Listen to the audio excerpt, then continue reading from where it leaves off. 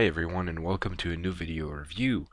This time we'll be looking at the Sapphire HD 6950 2GB Dirt 3 edition. Keep in mind that this is my first video card review. I'll try to cover everything I can. This card from Sapphire is their first 6950 with a custom cooler and a Dirt 3 coupon. On the front of the case you have the main features of the card and the nice big Dirt 3 logo.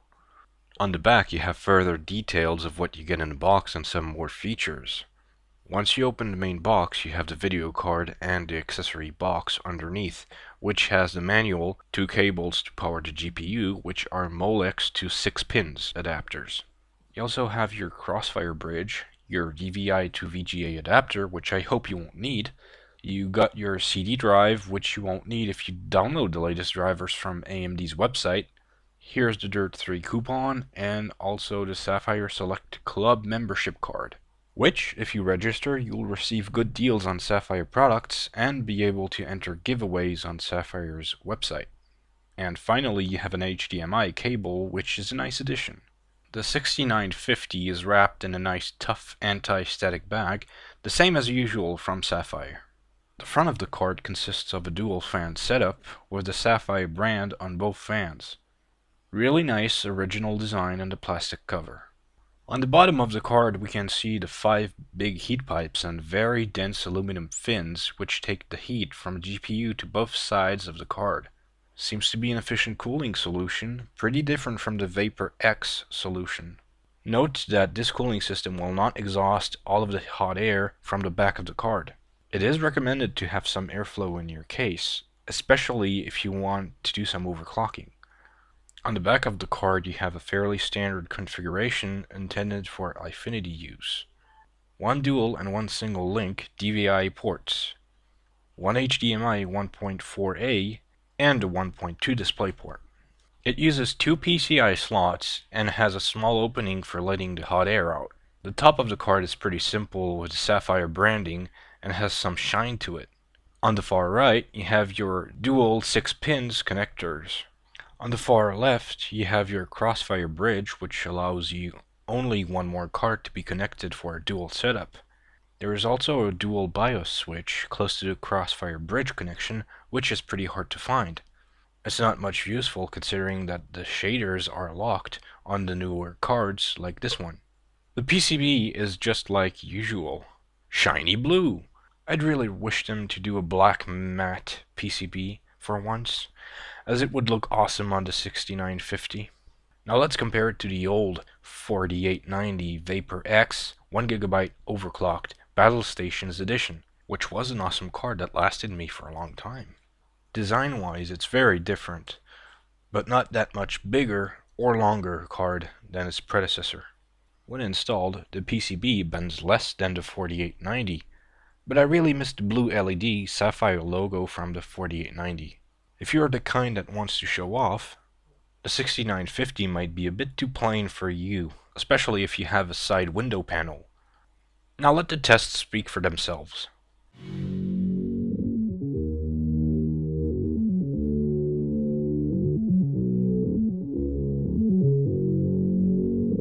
When testing, I made sure that the Catalyst software had the same settings or very close for both cards.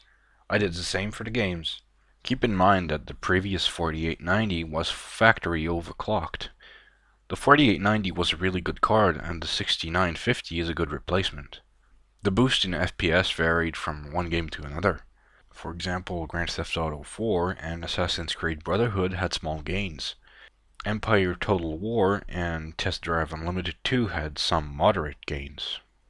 Dirt 3 and Battlefield Bad Company 2 had some really nice gains, especially Left 4 Dead 2. Keep in mind that some games like Empire Total War works better on an Nvidia card. On most games where the 4890 was lagging with some settings turned on, the 6950 plays without lag, and all settings maxed out. It's really worth the upgrade for what you get, that is DirectX 11, Affinity and 3D capabilities. It's cooler, more silent and power efficient. It would have been nice to see a factory overclock for this card. The cooling on this card works as expected. The heat pipes aren't just there for looks, that's for sure.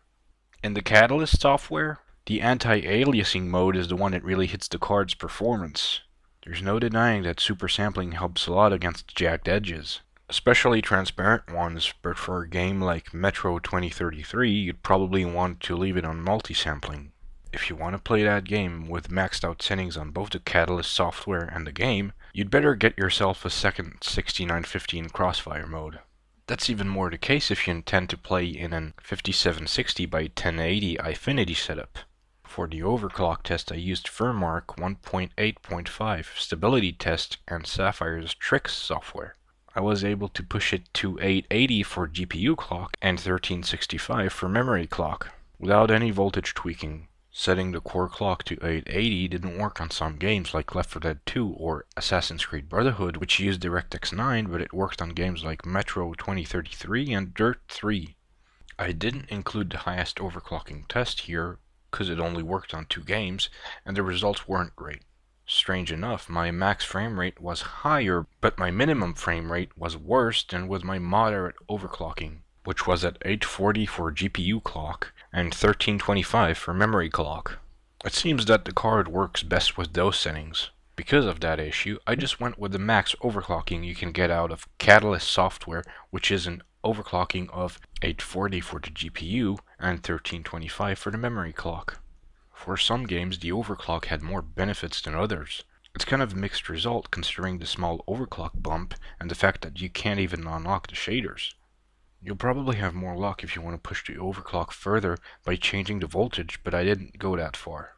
Titles like Dirt3, Battlefield are pretty responsive to an overclock, but others like Grand Theft Auto 4 or Assassin's Creed aren't very responsive or even decreases at time.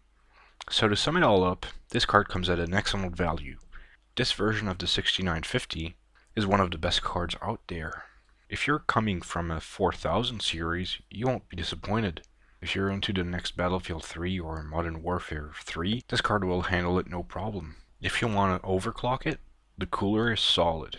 It's pretty silent compared to a previous 4800 series card. Plus you get Dirt3, which is a great franchise, and it looks great. It plays very well on the 6950. And don't forget that HDMI cable that comes with it. For the overclocking part, take what I say with a grain of salt, because I only did the very basic overclocking. I didn't do voltage tweaks or use the dual BIOS. You will get better results for sure if you're really into overclocking, and also if you overclock your CPU, which I didn't do. My point is that you won't get the same results everywhere. Some games work a lot better than others with an overclock. It would have been nice to have unlocked shaders, though I can't say for sure, as some say you actually can unlock the shaders through Radeon BIOS Editor. Some might argue about not being able to do a triple crossfire setting. Personally, I think tech evolves so fast that by the time you have a triple crossfire setting, the new generation of cards are out. For being a high-end card, it would have been also nice if the PCB was other than shiny blue, and have some LED on the top of the card like the 4890 had. But that's more of a personal preference, I guess. So, overall, this product is an epic product. Until next time, take care.